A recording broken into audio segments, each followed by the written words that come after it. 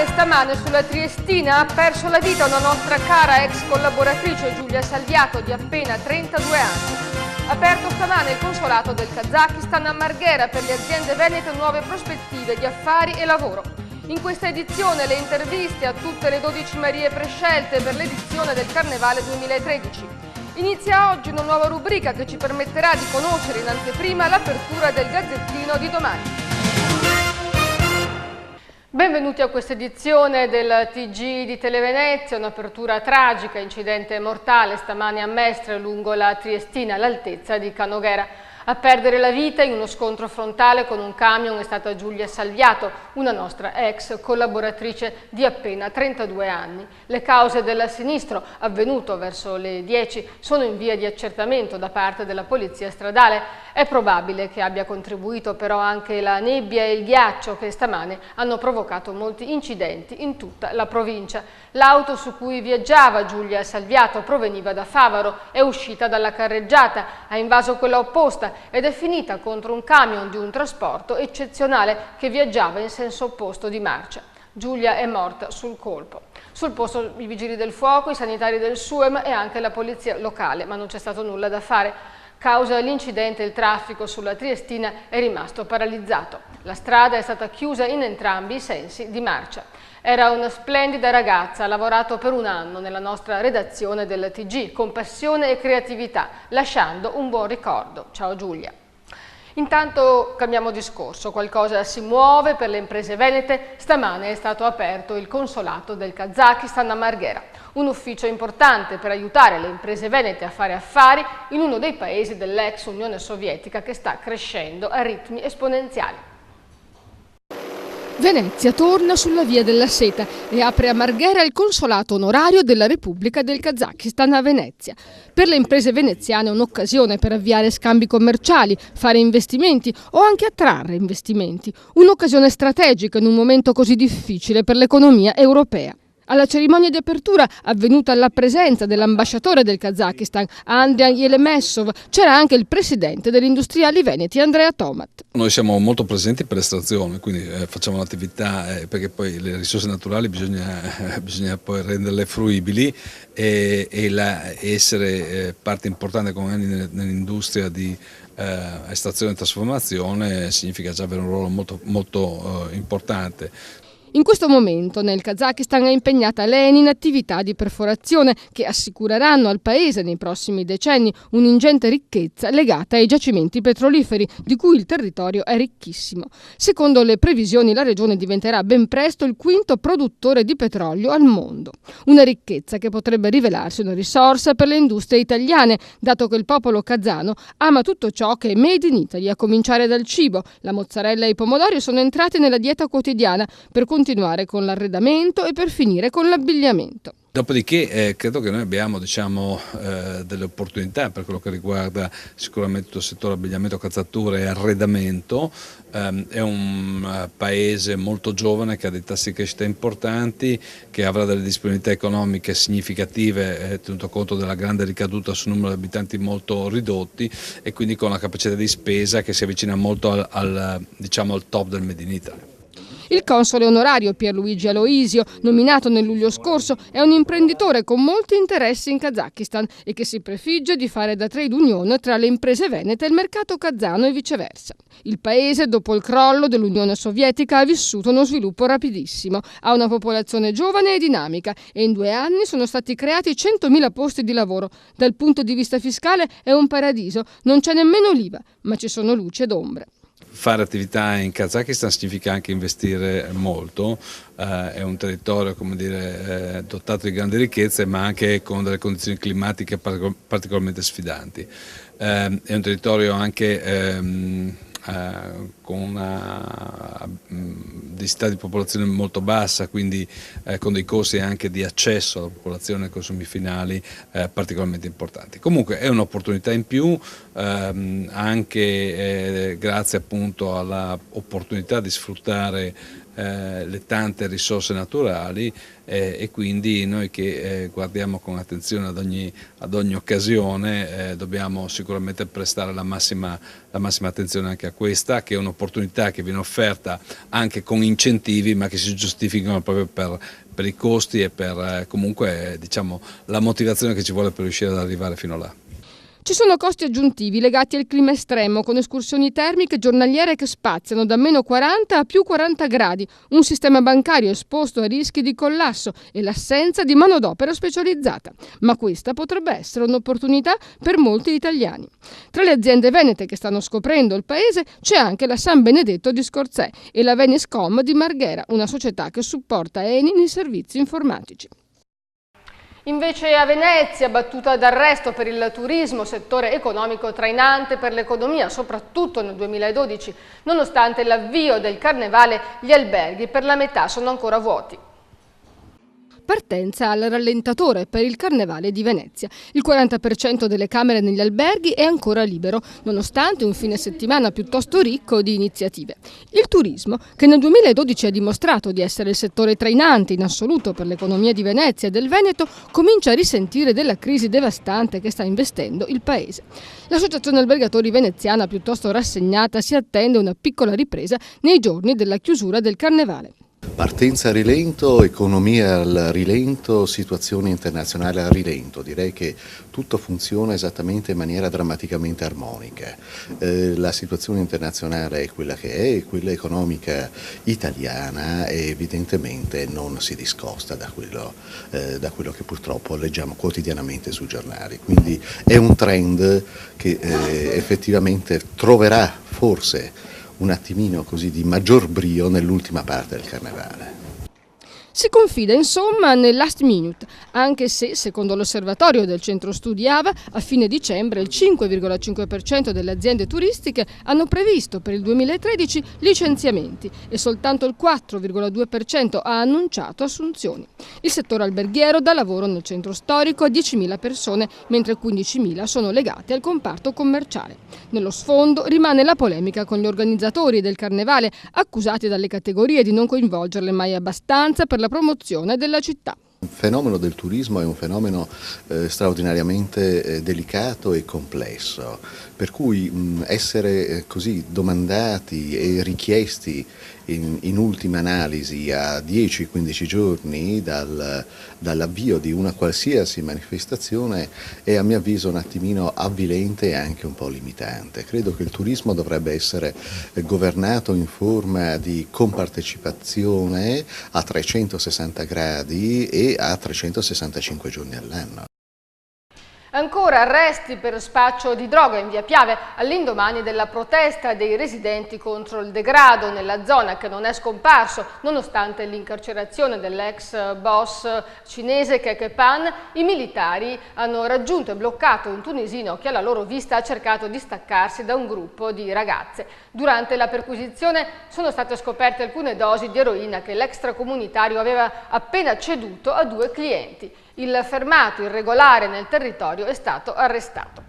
E ora le notizie dall'area metropolitana. È stata aperta un'inchiesta a Padova sul circo Medrano per maltrattamento degli animali. Gli accertamenti dei veterinari avevano evidenziato uno stato di stress psicofisico degli animali, dai leoni agli elefanti, e ora il PM di Padova, Benedetto Roberti, ha chiuso le indagini con l'ipotesi di maltrattamento degli animali a carico del legale rappresentante del circo Medrano. Un'ipotesi respinta dai rappresentanti di uno dei più famosi circhi italiani, premiato anche all'estero, nata da 2 esposti presentati da associazioni animaliste in occasione di una tappa di alcuni giorni fatta dalla struttura circense nella città del Santo a inizio dicembre dello scorso anno. In particolare gli elefanti si comportavano con il classico dondolamento per ore, segno di stress secondo i veterinari, e anche questo ha indotto il PM appunto a prendere questa decisione.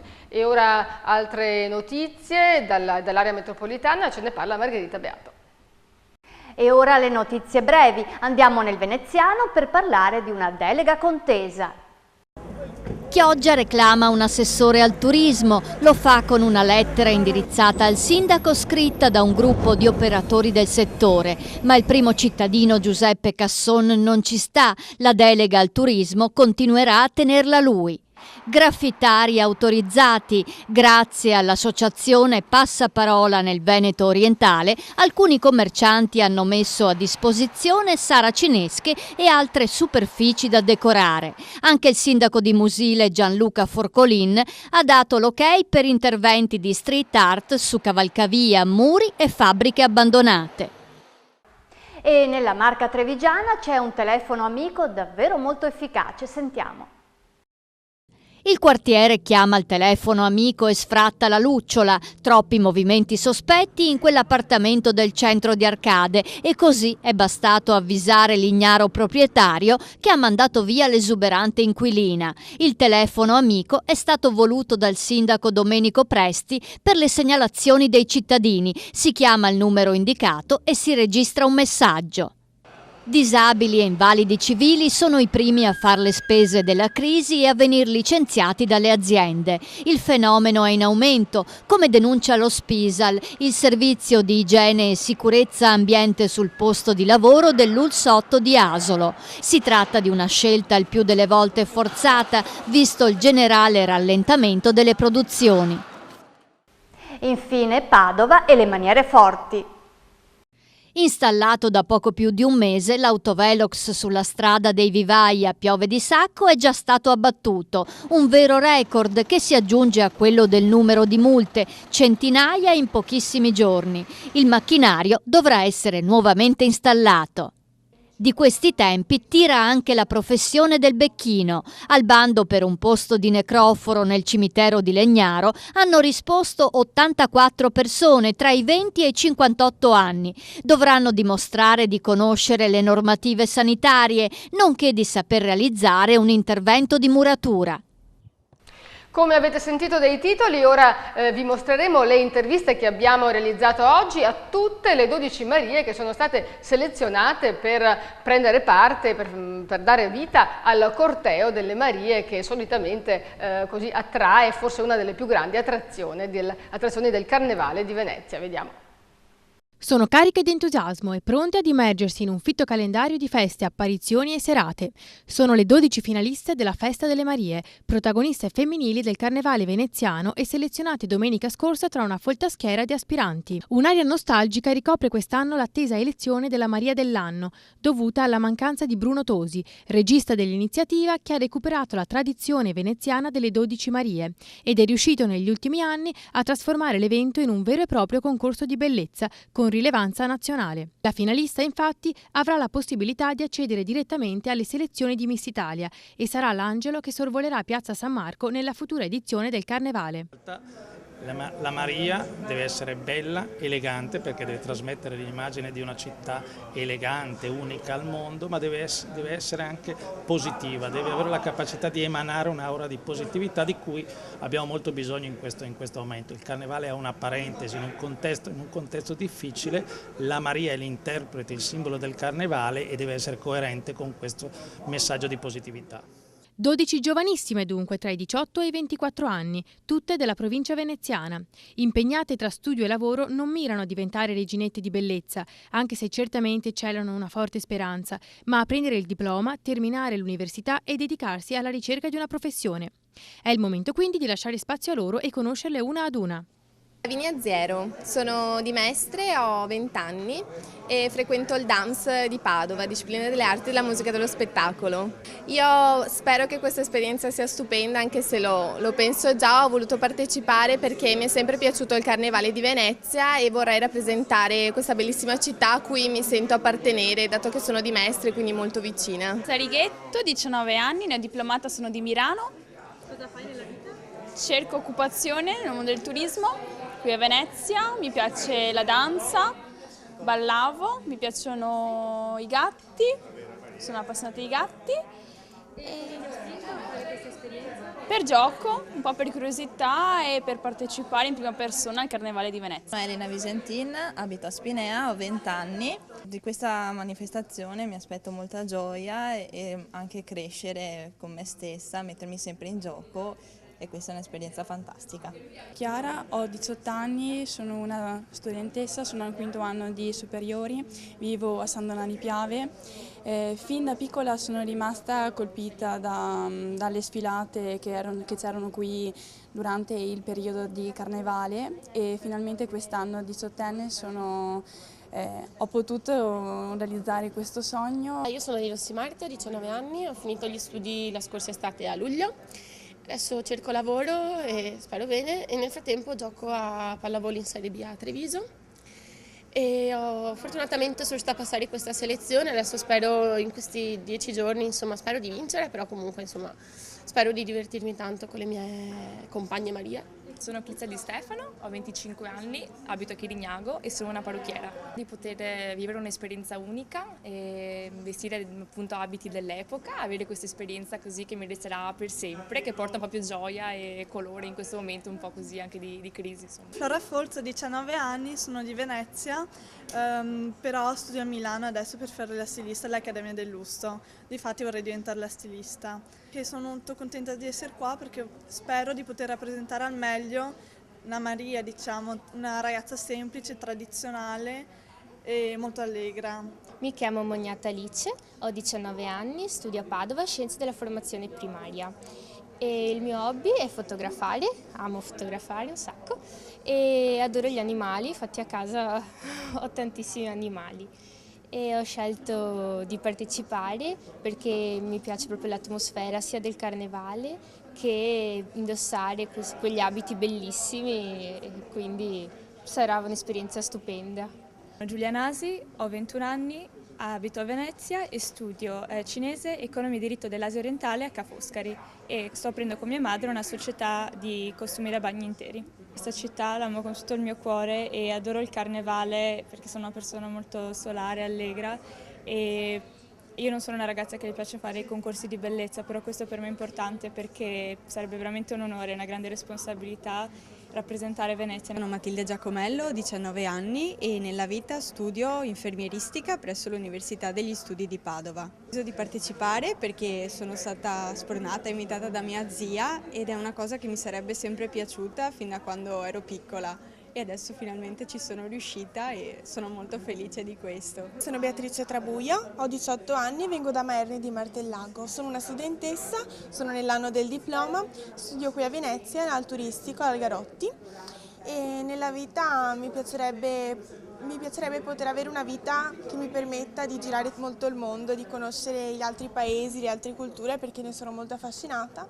Sono contentissima di essere stata scelta tra le 12 Marie perché comunque è il primo anno che ho potuto partecipare appunto per l'età e è proprio una soddisfazione, un grande onore poter rappresentare Venezia. Mi chiamo Sara Trevisano, ho 24 anni e vengo da Noale, sono una laureanda in giurisprudenza presso l'Università degli Studi di Padova e discuterò la mia tesi qui in aprile. Ho deciso di iscrivermi perché sono un'appassionata di rievocazioni storiche medievali, suono già nel gruppo del mio paese da molti anni e ho sempre accompagnato le Marie nelle scorse edizioni del Carnevale e quest'anno ho deciso di scegliere la strada di tentare di diventare protagonista di questa bellissima manifestazione. E ora la nuova rubrica che vi abbiamo anticipato in apertura, una rubrica legata al Gazzettino. Chiameremo tutti i giorni la redazione per conoscere in anteprima l'apertura del quotidiano e faremo quindi il confronto fra la nostra e la loro apertura. In questo momento ho al telefono Tiziano Graziottin, caporedattore dell'edizione di Venezia. Ciao Tiziano, allora qual è l'apertura di oggi, di domani anzi? Direi che la notizia più interessante che troveranno domani i lettori del Gazzettino è quella relativa a un accordo che c'è stato tra il Comune di Venezia e la Guardia di Finanza che potremmo definire un accordo antifurbetti, nel senso che a Venezia c'è sempre stata molta polemica, a Venezia come anche a Mestre, per il fatto che i dipendenti in sostanza dicono siamo penalizzati 2 volte perché noi dichiariamo tutto mentre certi furbetti di alcune categorie non solo non denunciano poco o nulla, ma soprattutto poi ci passano davanti quando è il momento di ottenere i posti per l'asilo nido o per qualunque altro servizio comunale, diciamo quei posti che sono assegnati in base al reddito. È chiaro che se uno guadagna meno o dice di guadagnare meno, ha più possibilità di accedere magari gratis o per meno soldi a questi servizi comunali. Certo. Ora, in base a questo accordo che è stato presentato questa mattina a Cafarsetti, la Guardia di Finanza farà dei monitoraggi molto approfonditi sui redditi e sul patrimonio di chi si avvale dei servizi socio-educativi del Comune di Venezia a tariffa ridotta. Sì. E quindi insomma potremmo dire ai furbetti che purtroppo ci sono anche in questa città, come in molte altre parti d'Italia, che è venuto il momento della resa dei conti. Ecco, si sa qual è la dimensione del fenomeno? Perché ricordo che ancora alcuni anni fa anche la Giunta Cacciari aveva fatto un accordo, stretto un accordo con la Guardia di Finanza per indagare sui furbetti delle case popolari, poi però non se ne è più saputo nulla. In questo caso pare almeno che si voglia fare sul serio, perché la polemica è molto forte, perché malgrado ad esempio negli asili comunali di Venezia ci siano molti più posti in proporzione che rispetto ad altre città, ebbene tantissime persone restano fuori proprio perché si vedono scavalcate, diciamo, nella graduatoria, e questo ha determinato molta irritazione. La giunta del sindaco Orsoni aveva già promesso in qualche maniera che sarebbero stati apportati dei correttivi e soprattutto fatte delle ricerche, e chi meglio della Guardia di Finanza può fare queste verifiche per accertare che a una dichiarazione corrisponda poi una realtà di fatto. Grazie, bene, grazie Tiziano di questa notizia che ci hai dato, e spero che così continueremo questa collaborazione anche nei prossimi giorni, così riusciremo ad arricchire sempre più il nostro telegiornale di notizie provenienti anche dal lavoro di altre redazioni. E continuiamo con il nostro notiziario, siamo ormai al termine, questa infatti rubrica chiuderà il nostro telegiornale. La notizia prima del meteo è che c'è stata una fitta nebbia oggi che ha provocato il dirottamento verso altri scali di alcuni voli in partenza e in arrivo all'aeroporto di Treviso, erano gli aerei della compagnia Ryanair.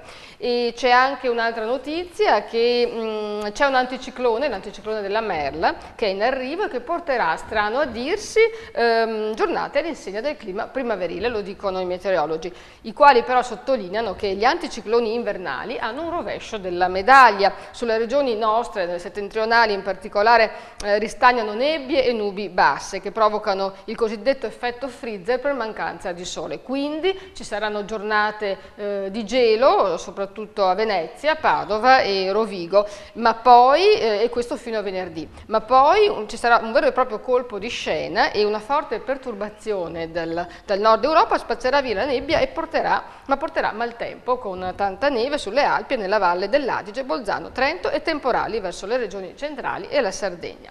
Bene, direi che potremo vedere quindi le previsioni del meteo nel dettaglio per i prossimi giorni.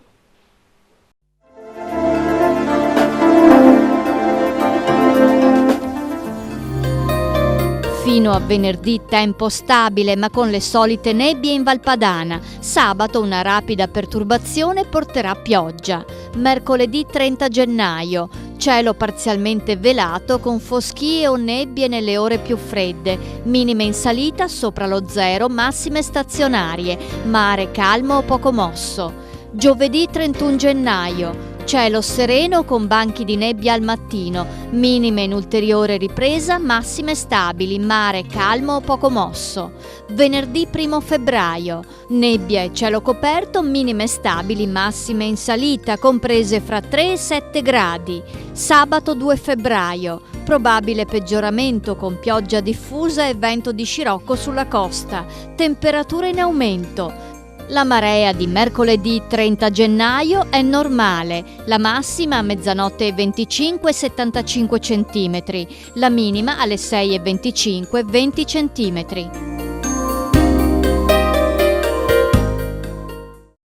Bene, siamo al termine del nostro telegiornale, vi lasciamo con la consueta controcopertina. Sono giorni dedicati alla memoria della Shoah. Fra le molte iniziative rivolte alla storia del popolo ebraico abbiamo scelto il concerto di musiche tradizionali organizzato a Mestre dal Centro Culturale Padre Kolbe. Ascoltiamo qualche estratto nella nostra copertina finale. Noi vi salutiamo qui, grazie per averci seguito, per averci scelti, buon proseguimento e buona serata.